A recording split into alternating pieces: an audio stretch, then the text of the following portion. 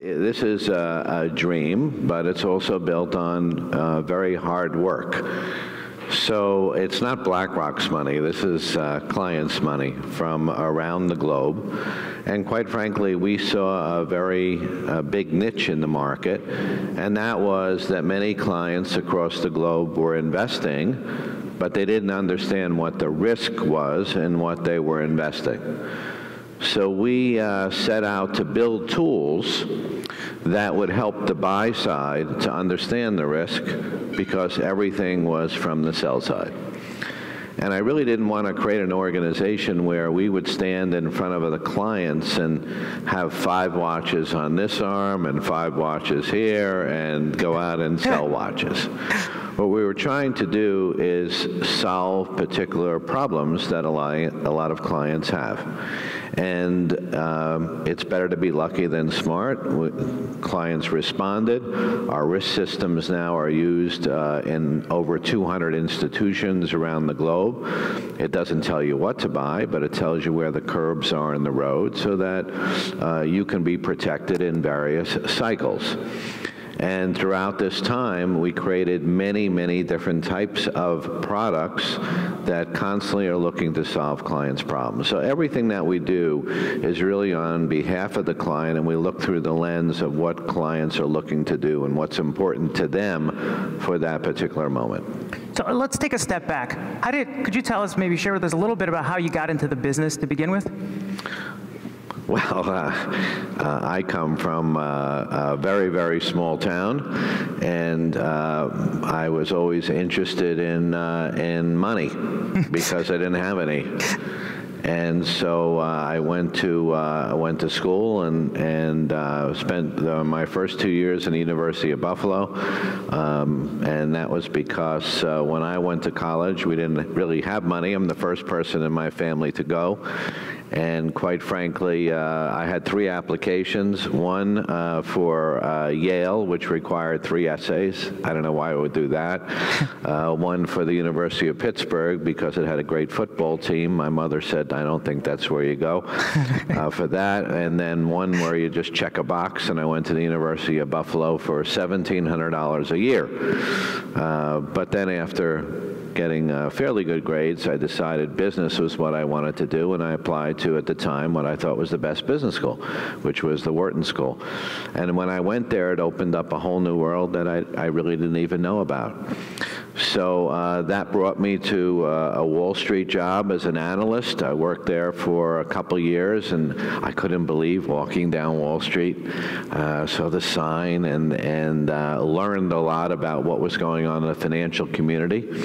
Went back to business school because I didn't really have enough time to study what I really needed to. And actually, it's sort of funny, I took a job with a company called Bain & Company. And I worked for Mitt Romney and helped start Bain Venture Capital. It was a summer job. And actually, after accepting a job there, I was sitting and looking at an MBA catalog. And I saw an ad for Smith Barney and McKinsey. And McKinsey was staring over the chairman of the board, telling him what to do. I thought I could do this, and then I turned a few pages and saw an ad for Smith Barney with a guy with 2 phones on the sales and trading floor. And I went into my wife and I said, you know, we could be very happy here in Boston, but this is really not me. This is me. And I gave Mitt back the signing bonus, and that was twice what my net worth was. Drove to New York and sat next to a guy named Larry Fink. And Larry and I managed the mortgage area and made a lot of money, lost a little money, and then decided that risk was really something important, and developed tools and eventually started BlackRock. So it's been a very, very long journey. But quite frankly, Mo, my clients never remember when we made them money. They just remember every time we lost money. So it's very important to keep your promises to your clients and meet their expectations, especially now more than ever. Absolutely, thank you. So let's turn our attention to the market, particularly because in the last couple of weeks we've had some interesting volatility. How are you thinking about the future? And since this is ultimately a family office conference, how would you think that family offices should be positioned where we are today? So I'm going to paint a very optimistic picture. I'm sure some of your speakers are not going to do that, and I'm going to give you the reasons why I'm optimistic. But the first thing that's important is that you're in this room. Because one of the things that I found managing money over 30 years for family offices is that many of you made money in very successful careers. That career doesn't necessarily translate into being a great investor. And most of the family offices that I manage money for, they're less concerned with making money than they are with protecting the capital that they've worked that hard to get. So they want a good long-term return. They're not looking to hit home runs. And I always, tell people, give me 80%. And I will make sure that I protect that principal and get you a good return. Take the other 20% and have fun. You deserve it. Go, buy all the stories, and all the things and enjoy it. So let me paint the picture to you in a way that I don't think anybody that's coming on stage will paint to you today. So most companies across the globe in the last 4 or 5 years have, instead of investing in the future, have bought back their stock and raised dividends. And what that does is it takes stock out of the marketplace. And it has not been replaced by IPOs. And you see that when an IPO does come, it's oversubscribed 30 times. There's not enough stock in the market right now. There's less. Okay, so that's fine. Let's go to the bond market. The bond market, most of the central banks across the globe have been buying all of duration, all of the longer, high-yielding bonds back, which leaves me with short-term bonds at very low rates. So less bonds outstanding. And if you look at bank accounts across the globe, there's somewhere between 50 and 70 trillion of cash that's earning less than 1%, some places negative. That 50 to 70 trillion has got to come out. You cannot sit in that cash, and most of you here probably have more cash than you've ever had before. And that when that comes out, where's it going to go? So it tells me that the stock market is going to continue to rise over the long term, and rates are going to stay lower for longer. Now, it doesn't mean you're not going to have this volatility, and I'll explain why that happened very simply. And at the same time, rates can go up or down 25, 50%, 50 basis points. But when that money comes out, it's going to keep this trend going. So this is very important to see where money is going to flow, and that's why I'm very optimistic. Now, you'll say, okay, well, what happened in October? And you can turn on, 24-hour news, and they're trying to describe every single thing. And a lot of the things you're watching on TV is really not business. That's entertainment. You want to hear all the gossip stories. It's very simple. If you started off in the beginning of this year with what most people around the world have, it's a 60-40 portfolio. 60% equities in some way and 40% bonds. And if you take a look at the numbers from January to the end of September, just holding that 60-40, you would now be 87-13 because of the stocks have gone up so much. 87-13 is too much risk for most people. That's not what it was intended. So you know what we do? Let's rebalance it. And when you rebalance 87-13 to 60-40, you got to sell a lot of stock and you got to buy a lot of bonds. And all of a sudden you've seen that reversal. And what's odd to me is all these people who watch the stock market run up say, I should have bought this, I should have bought that, I missed it. Market corrects, stocks are down, no one does anything. This is just human behavior. Now, this is human behavior for a reason. Most investors were not around for the financial crisis, all these millennials that are whipping money around.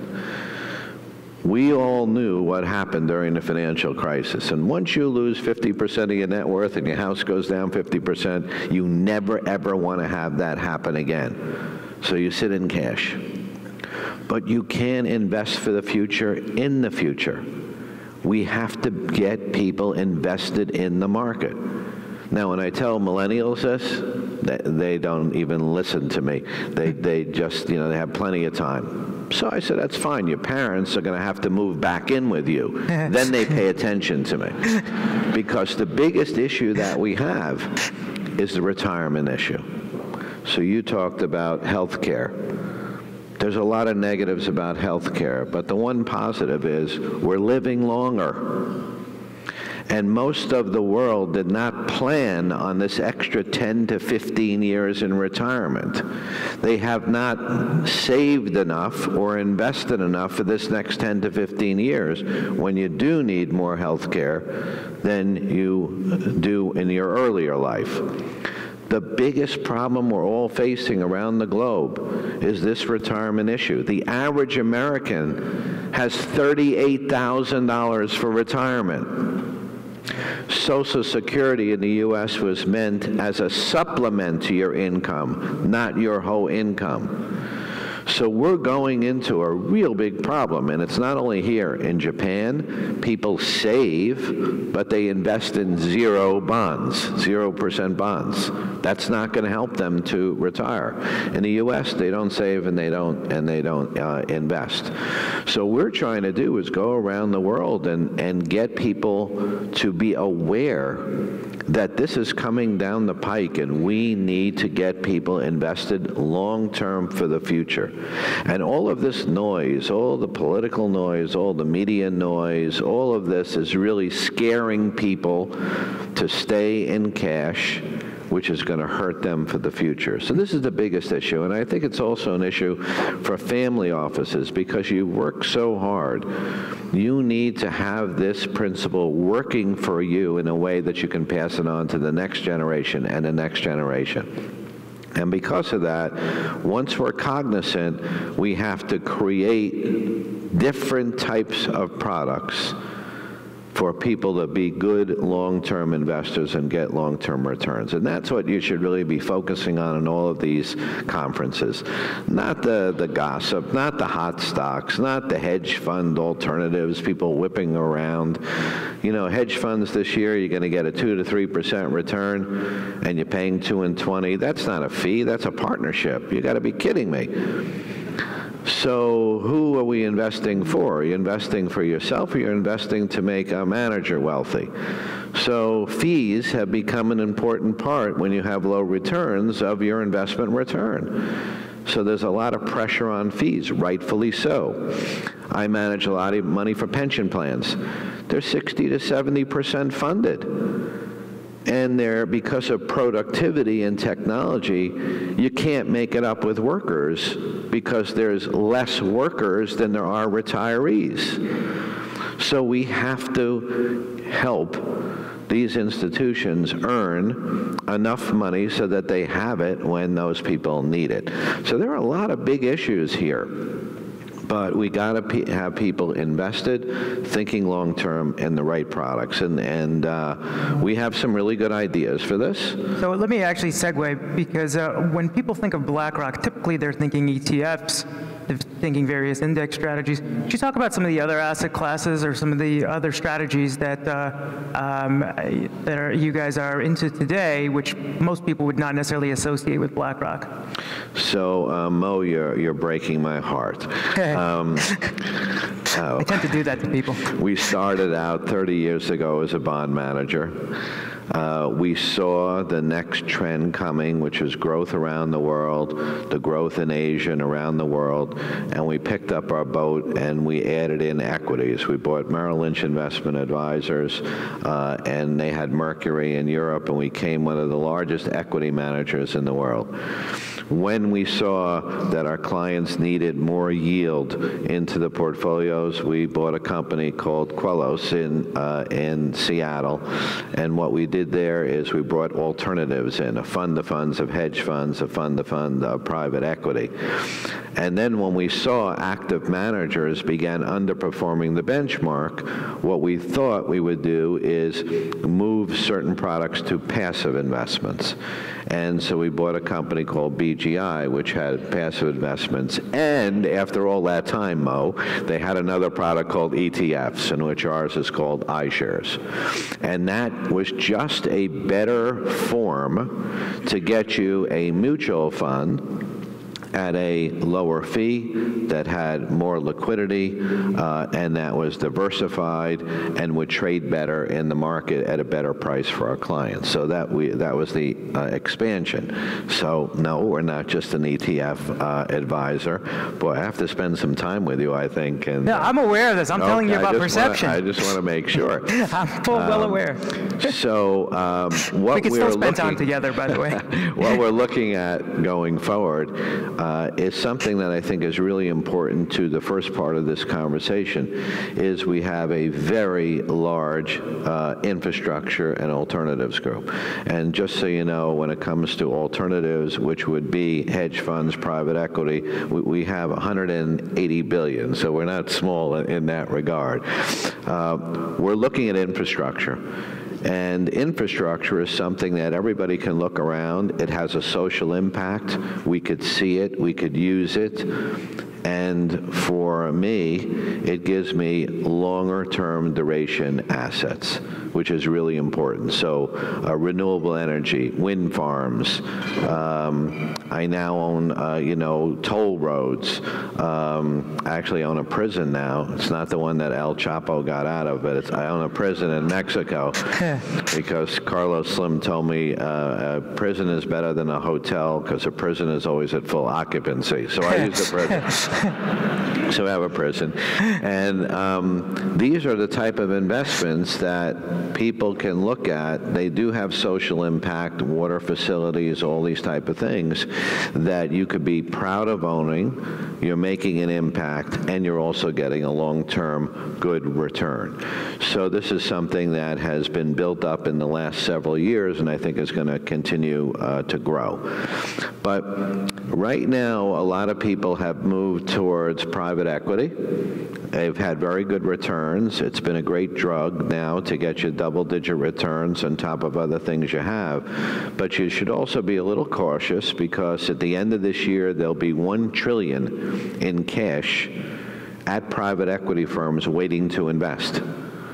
There are no deals. And when a deal comes, everybody's rushing towards the same deal, which will lower the returns.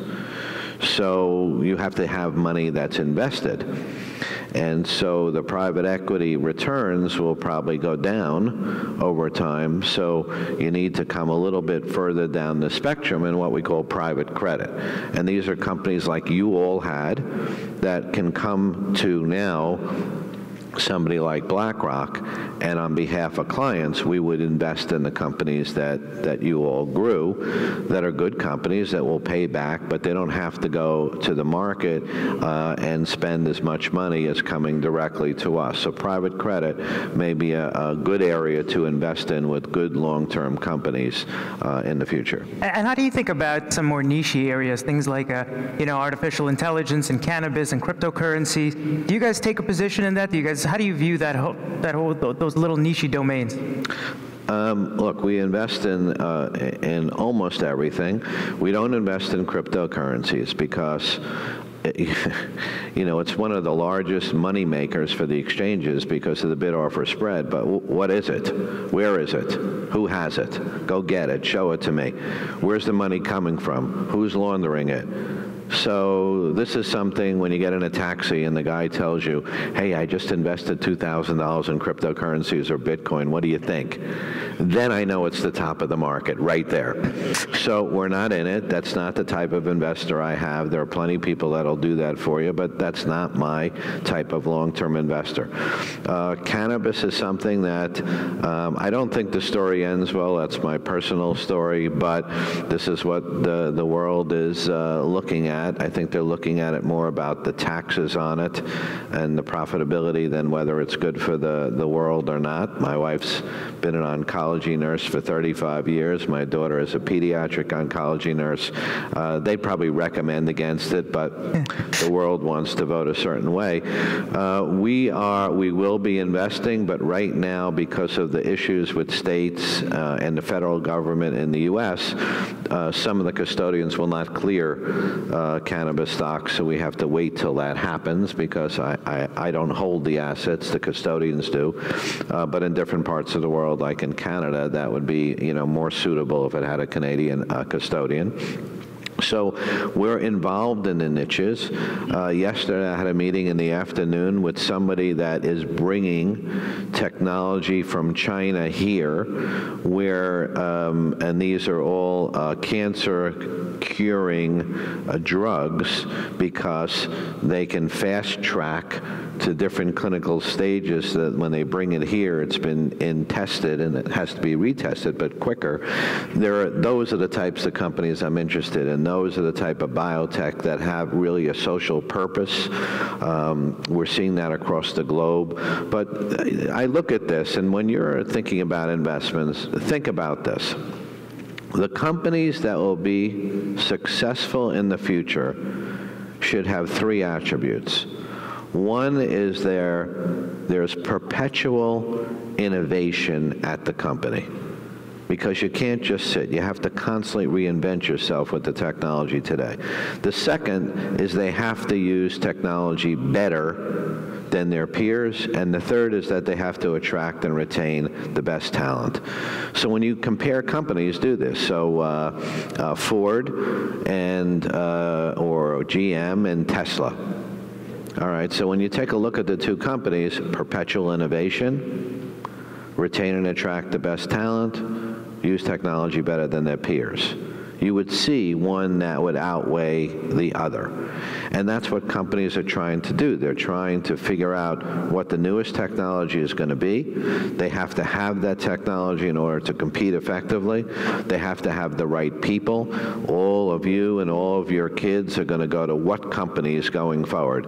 And they want to go to companies that are innovative. And innovation comes from everywhere in the company, not just from a few. And these are the companies that are going to survive. So you really have to sit back to be a good investor, as well as you've all earned money and built it in certain ways, and think forward now. And, common sense really goes a long way when it comes to investing. And those are the ones you want to have in your portfolio long term, and the others, you play around with your cryptocurrencies. So just to let me actually use that as a segue. Words like digitization and robo-advisors and fintech, they're sort of all the rage today. How do you envision technology changing the financial service world? Sure. And particularly of what would be impactful for investors like those in the room? Okay, so you asked me about AI too. So this is really real. It's real stuff. And to give you an idea, today, if I want to know what Walmart sales are, you used to have to interview a lot of people, make guesstimates, all these type of things. Today, I can Google and count the cars in every Walmart parking lot every day. So I need to see if I get an inference from that. If it's significant, then I will invest based upon this. We are pulling in every tweet from a CEO and comparing it to their earnings report. I'm not pulling in Trump's tweets. I'm just pulling in company CEOs' tweets. We are using keywords to read 3,000 broker reports a week. We're comparing. It's very interesting. We did it for ourselves, for our own company. The words we use during an earnings call, you have a word count. How many times have you said, Fed, recession, inflows, outflows, and see if you have a significance. Now, what does this mean to me? It means that I have to have the people and the technology to do this. So I am hiring people from NASA now, because I have to build the systems to pull in a huge amount of data, see if there's any significance, and then invest upon it. So this is real. This is happening. And we're also, when we come to risk, I run 1 million Monte Carlo simulations on the portfolio a month. We have an expert that we hired from Stanford that tells me I can do 1,000 of them and still get 99.9% of the answer. So a lot of the technology, a lot of the systems are being used to really understand risk, to see if you have different opportunities, and bring those opportunities to bear on the investment side of the business. And you have to have these things, because it's going to change the way the world is. So I'll give you an example. I just spoke in an event with Eric Schmidt. Eric Schmidt, I said to him, how do you feel about putting all these people out of work with the new car, right? The driverless car. Now, 2.5 to 3.5 million Americans drive a truck. So I said, how do you feel about putting them all out of work? Now, Eric Schmidt thinks really differently. He's a really brilliant guy. He said, I don't see it that way. He said, no government is going to allow a 20-ton truck to go down the road 80 miles an hour without a human being in it. He said the job is going to change. In the front seat of that truck, there's going to be a human being and a dog. The human being's job is going to be to feed the dog. The dog's job is going to be to bite the human being if he touches any of the controls. He just thinks about the world differently. I can't compute this. But it's very interesting, AI. So AI with the driverless car is really interesting. Why is it taking so long? Well, when you're at a stop sign, what do you do when the cars are coming the other way? You're getting ready to pull in. One of the biggest issues is you inch a little bit forward. That's a signal to tell the other guy you're pulling in. And then you'll pull in better than anybody else. But how do you communicate that signal? That's hard to do. What about the ethical issues? You're driving down the road in a driverless car, and it's going to happen, but you're driving down a road now yourself. Your brake goes out. You have 10 seconds to either swerve to the right and kill 15 kids getting on a school bus, or swerve to the left and go off the cliff yourself. What are you going to do? Now you're in a driverless car. You're reading the paper. The brake goes out. Who's going to write the algorithm that says swerve to the right and kill the kid, swerve to the left and kill you? And then, by the way, who's insured? So there are a lot of ethical questions, and one of the things we do as investors is we sit there and we talk to the companies and think through these processes, because those are going to be the companies that are going to help and survive and make money. So some of these things, when you're investing in them, sit down and just think through what the issues are, and then there are companies that are going to help solve those issues, and a lot of them are going to be through technology. Now, you asked me about Fintech. Fintech is something that is interesting in that all of these companies in the Silicon Valley, young people, they build a company and they sell it to me for $100 million, and then they leave, and they're successful. Doesn't matter whether the company worked or not. That's what they consider success. So I'm the dumb guy that's got to buy these companies. So we're looking for things that add adjacencies to the technology that we have, but I want that person to stay and to actually build the company. So I had to learn this the hard way. So I buy 25% of the company, and I will give them a higher multiple depending upon how the company does in the future, and an option to buy the rest. Why is that?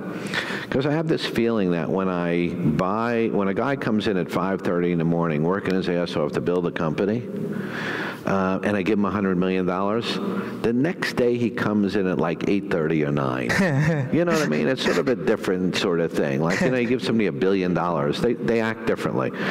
I'm looking for things that are going to be attached to what we have, that are really going to help us for the long term, not just the short term.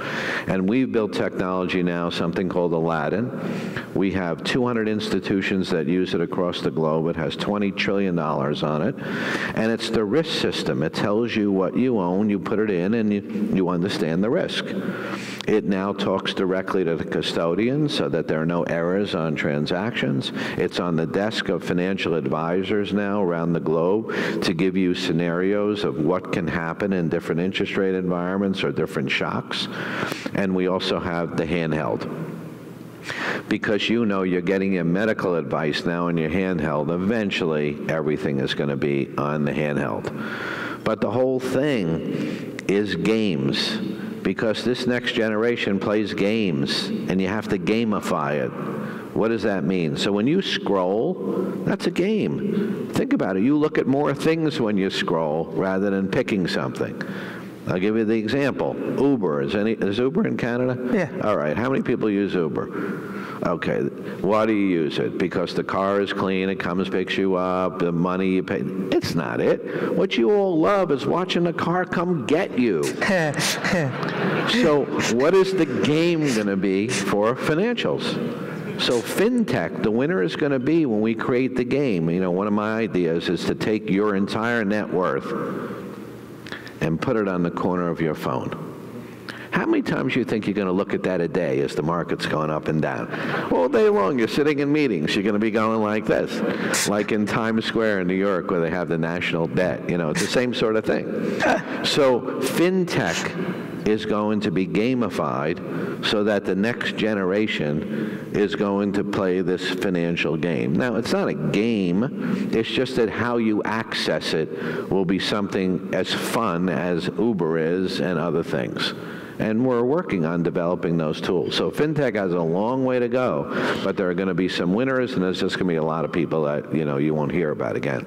So we have limited time and lots of questions I still left to pose to you. Let me start with, you know, something that's been, I'm sure, in many people's minds. Over the last decade, we've seen this massive rise in ETF indexation. What do you see as the future for active management? And a second question I'm going to sneak in because we don't have that much time. What are the risks that are not being considered with the ETF and the rise of indexation? This is like the second bad question that he asked me. So there is no such thing that passive investment is going to replace active or vice versa. You have to look at your portfolio holistically. There are certain asset classes that would be better that you put in your portfolio passively and certain actively. Give you an example. 85% of large cap growth managers in the United States underperform the benchmark and their fees. That's enough for me, so I take that money, since I want to have large cap growth, and I buy either an ETF or I buy it passively. Small cap, there's some great small cap managers. You're going to meet some people coming in here today, great managers, historically great track record. Boom, I have them active. So clients are coming to us for what we call a model portfolio. They want to know passive, active, alternatives, all under one umbrella to get them one return. So I think clients need both. And it's so funny because someone at a large firm said, how can you manage passive investors and active under one umbrella? And I just find it to be a ridiculous question. It's not what I do. It's what you need. And that's another tool that you need. That's why we did it. The ETF market. The media wants this thing to fail. They can't stand that there's a flash crash, you know. Why is there a crash? Well, if you really dug into it, it has nothing to do with ETFs. Because ETFs actually trade better because you have the whole and then the underlying collateral actually trades as well. Why is there a flash crash? Go ask the guy at the exchange. 2 times in a row at the exchange, they put in new technology on Monday, and when they opened it, didn't work. So I had one of the worst meetings ever in history with a head of one of the exchanges. He's noted it as the worst meeting he ever had. Because I went there very upset and I gave him a novel idea. This was novel. When you have new technology, why don't you test it on Sunday night before you turn it on Monday? So there's a crash. The market doesn't work, and what happens is that since 6 out of the 10 top trading stocks every day are ETFs, of course it's going to affect ETFs. But I want to tell you something. I know everybody here, we're all legends in our own mind. People don't know how technology works. You get on the internet, how does this whole thing work? Proof of pudding, French exchange. A young guy puts in a trade to sell 1,000 futures contracts. But you know what he did? He put in $1 million, and he hit the return button. And the market cracked. Everybody was freaked out. Now, it took only 20 minutes to figure out what happened, and the whole market came back. Now, you didn't see the other side of the transaction. That kid, when he put in that $1 million, just as he hit the return button, he realized he screwed up. So you know what he did? He pulled the computer out of the wall because he thought he could catch it in the wire going out. People don't know how this stuff works. It doesn't work that way. So we have a lot of education to do in this, but if the one thing that I impart upon you, and with all the speakers, you have really good people coming here to tell you and give you some good advice, but at the end of the day, it's a whole portfolio. So you have to have it made up: active, passive, ETFs, real estate, alternatives, and you have to be able to get it delivered to you so that you can see what the whole thing is about. So you are diversified. You can get a good return. You're not subject to one cycle or another, or one product or another. Things your mother told you: diversify. Don't put all your eggs in one basket. All the things my mother told me, she would have been a great investor. Don't put all your eggs in one basket. Different types of firms, different people investing in it. Delivered holistically by someone that can show you the risk of it all. Those are the people that win over the long term. And I cannot tell you how many people, wealthy people, come into my office and say, I just lost 40% of my principal in tech stocks at such and such firm. I didn't really need to make money on this. I just didn't want to lose money. Will you please ladder me munis, ladder me treasuries, ladder me, and time again. So we, just because we made money in one industry and we did really well and worked hard doesn't mean it's transferable. This is a very simple industry. Long-term, solid companies, diversified in a portfolio. That is where we should be in the world. Then we can retire in dignity. We can, as a group, restore confidence and integrity back in the financial system, which was lost for a very good reason. And make sure that the people you're dealing with are a fiduciary, that they sit on your side of the table and are protecting you. That's really what you want. So don't give in, to all the stuff that you're reading and the hot stuff. Have a little fun money. You deserve it all. But if you do this, you will have a brighter financial future. That's how I've positioned BlackRock. We're very honored to speak in front of all of you because it's your money. And I want to make sure that we're being as transparent and clear to you. But that's the client that we have. The other clients, they can go somewhere else. This is not what we do for a living. And I feel we have a very big responsibility. These are the nurses, there's the policemen, these are the firemen, this is the guy that's putting the windshield wiper on for 30 years, and he's thinking about retiring. So this is a dream that we're dealing with. This is not, fun money to get on CNBC and, yuck it up. This is their dream, and if we screw it up, we screw up their dream, and I'm not going to do that. I'm going to keep my promises. So thank you, Mo. No, absolutely. That was fantastic. I guess let me turn the conversation to leadership. I mean, you're constantly trying to identify leaders for your various businesses around the world, also managers internally. What are the traits and qualities that you're looking for from the leaders that you want to bring on? I want authenticity. And I have spent 35 years talking about leadership with all of our team and with others. And I feel it's more important to have influence than it is power. To be able to influence people in the right direction, anybody can be anointed. But the common theme, and pick out the most important leaders or people that you respect the most, the common thread to me is they're authentic. You know about them. They've opened the kimono. You know about their journey. They're not afraid to talk about their journey and help people along the way. Because I can assure you, it's really not the money ultimately that makes you successful or a great leader. It's knowing that you've had a part to play in other people sitting around you that I know when I hired them, they came in from school, they didn't know that much. Now I look at them, they look better, they dress better, they're married, they have a house, a car, they give my presentations better than me, they tell my jokes better than me, and I look at that and I feel like I had a part to play. But you can't do that unless you share experiences along the journey so that they may not get into the same bad issues or mistakes that you have made. And I think that a lot of the problems is because people were not mentored well.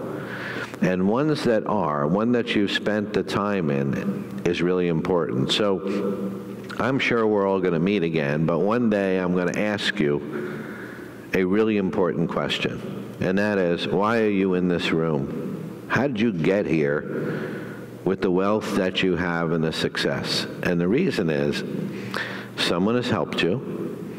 And the first thing is, whoever that is, you should call them and thank them. Because they don't even know they helped you, and they may not even know the success you've had. And that will be important. But the second thing is, everyone in this room has had a defining moment. And next time you see me, I'd like to know what that is. Something that happened to you along the way. Something a teacher said, a parent said, a bad experience, a good experience, that gave you all the eye. That you were willing and had to take the challenge and do what other people didn't get, and went further and did more than any of your colleagues, peers, and probably members of your family. And it's important to know what that defining moment is. Next time you have me, I'll tell you mine. And I've asked many, many leaders around the globe what their defining moment is, and they all have one, and they actually can't wait to tell it.